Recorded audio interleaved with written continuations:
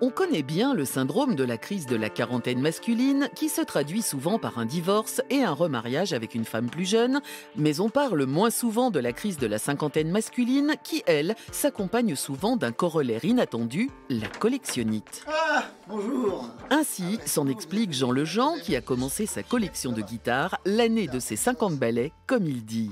Je reconnais, c'est de la pure nostalgie, hein. Mais moi, les guitares, ça m'a fait rêver toute mon adolescence. Et je pouvais pas m'en payer.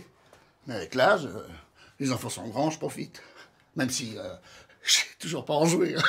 Attention.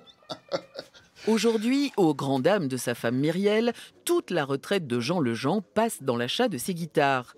Les guitares, une passion typique pour qui a eu 15 ans dans les années 70. Pour Philandier, qui fut adolescent dans les années 70-80, ce sont les motos qui l'accaparent. Dans la cour de récré, je bavais en voyant les grands sur leurs grosses bécanes.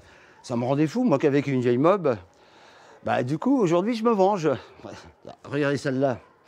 Moto Guzzi, 850 Le Mans, refaite à neuf. À son grand bonheur, le garage de Philandier compte aujourd'hui 20 motos qui lui ont coûté la bagatelle de 75 000 €. Je suis allé chercher en Italie. Seule sa femme, Flandine, semble moins enthousiaste. Et que dire de Jean Pipierre, fou des premiers téléphones portables de son adolescence. Alors celui-là, c'est un des tout premiers Nokia. Là, il y a le petit clapet, l'antenne télescopique. C'était mon pote Dodo. Eh bien, il avait un Nokia. Et je me souviens à l'époque, ça me rendait super jaloux. Voilà. Sans parler des derniers arrivés à la cinquantaine, ceux qui étaient petits dans les années 90 et fous de Tamagotchi. Ça, c'était mon mien à moi. Je l'ai nourri jusqu'à mes 25 ans. Après, je me suis marié. Mais je l'ai oublié 2 jours. Et il est mort.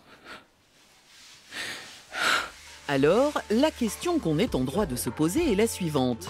Est-ce que ces hommes mûrs peuvent réellement prétendre être des adultes ?